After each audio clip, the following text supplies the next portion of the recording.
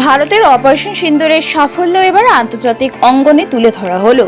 সর্বদলীয় এক প্রতিনিধি দল সাংসদ সঞ্জয় ঝার নেতৃত্বে জাপানে গিয়ে সে দেশের প্রশাসন ও কূটনৈতিক মহলকে এই গুরুত্বপূর্ণ অভিযানের বিস্তারিত জানায়।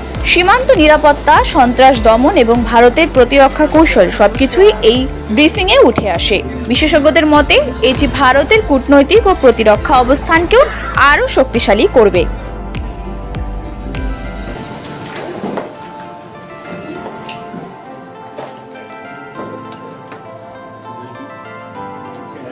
Discuss how we approach our